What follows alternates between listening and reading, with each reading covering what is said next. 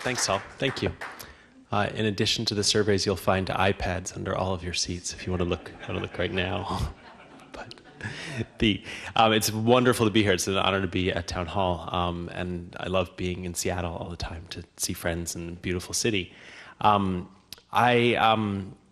started, as you could probably tell, a little bit from that bio. I have written in the past mostly about architecture, about buildings.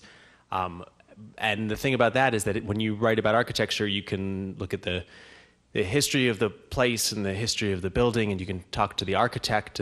But then, most importantly, at the end of the process or in the middle of the process, you can go and you can see the building, and you can feel what it sounds like and what it smells like, and actually go and experience it.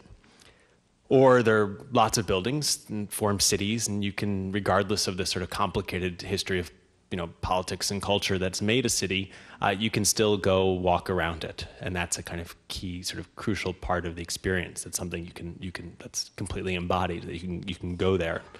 But over the last several years, though, what I realized was that writing about architecture meant more and more I was sitting in front of my laptop screen.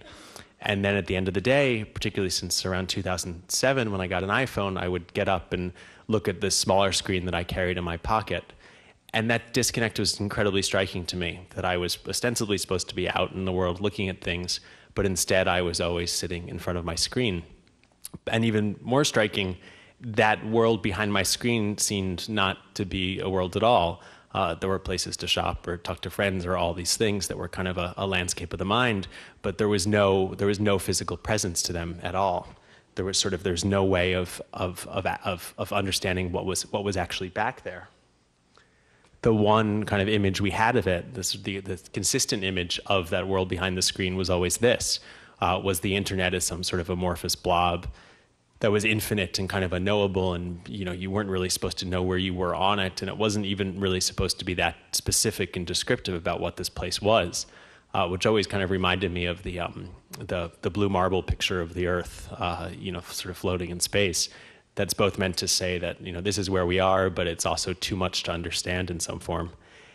And that was what the internet was. It was this big amorphous blob, and that was all that I could sort of know about the physical reality behind the glass, as much as I was trying to look at, to get a sense for the place that I was in.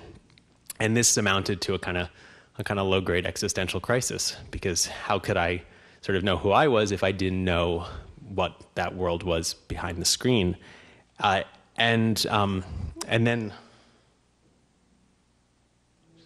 And then one day, this happened. My internet at home broke, as it occasionally does, and the cable guy came to fix it, and sort of started at the dusty clump of cables behind my couch, and then followed it out to the front of my building in Brooklyn and under to the basement and out into the backyard. There was this other big clump of cables, and then there was a squirrel running along the wire, and he said, "I think a squirrel is chewing on your internet." And this was obviously surprising, because the internet was a transcendent idea. It wasn't something a squirrel could chew on. But more striking than that, if a squirrel could chew on that piece of the internet, there must be other pieces that a squirrel could chew on.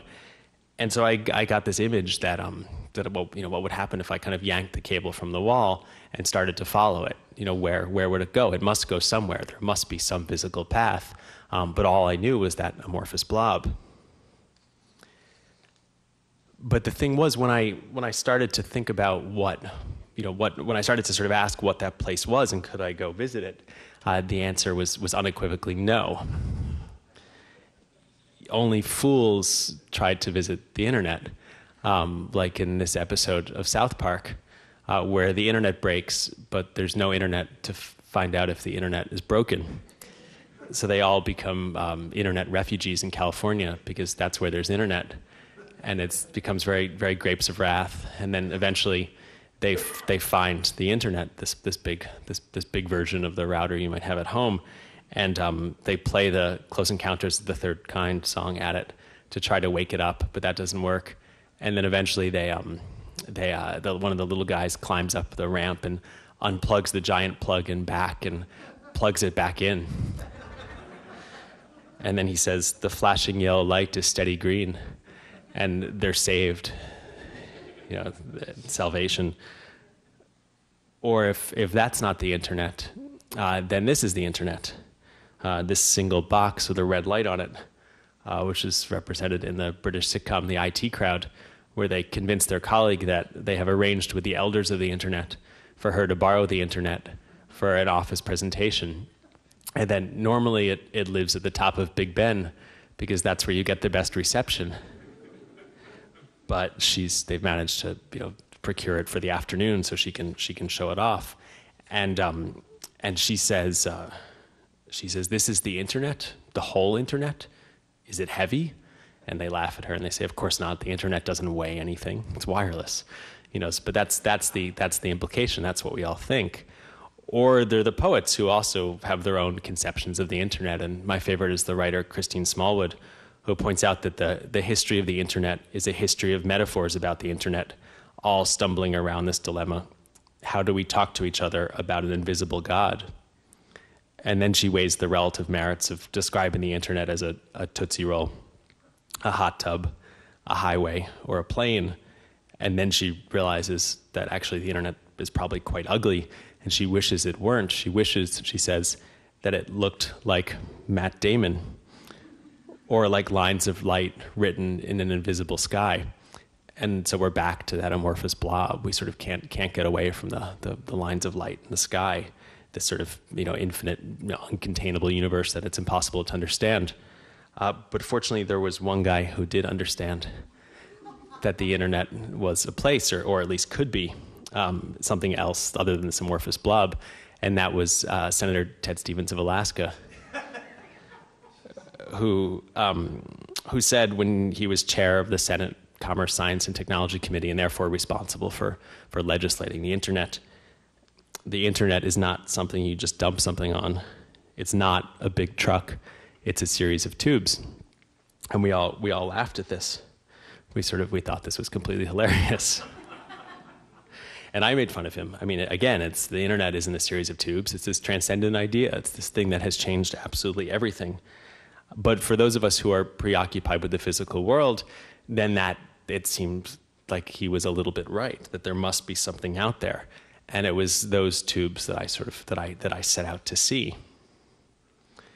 So I want to talk about those tubes, but first a kind of a caveat, which is that logically speaking, the internet is incredibly complicated, and any given web page you load will have thousands and thousands of processes behind it. But physically, the kind of the reality of it is relatively straightforward. The basic unit is at the center of the internet is a 10 gigabit per second wave of light through fiber optic cables that are then over long distances buried along the railroad tracks in places like this, which is in the middle of Kansas, which is a place that came about, I encountered it after working on a photo essay for Wired a few years ago, and was asked to find pieces of the internet that we could photograph, and was on the phone with a PR person for one of the big internet backbones and said, "So is there like a hut in the middle of the country where the fiber is, the signals are regenerated?" And she said, "Let me find out," and got on the phone a guy with a pickup truck in Kansas City, the middle of the country, with the responsibility for all of the regeneration huts in a 500-mile radius, and then proceeded to sort of surreally ask him which was the most beautiful hut. And this was the place that came up. But the key thing is that basic idea that there's light pulsing through fiber. And this is the sort of even smaller unit. This is a fiber optic jumper cable that's literally filled with light. When you bend it, light comes out. And what's remarkable is that if the basic unit today is a 10 gigabit per second wave, already some places that's a 40 gigabit per second wave, and already they're talking about and testing 100 gigabit per second waves. And even more remarkably, you'll have situations where there are multiple wavelengths or colors of light through a single strand of fiber. So you'll have 50 or 60 or even 75 different 10 gigabit wavelengths of light through a single fiber. So immediately it does become these sort of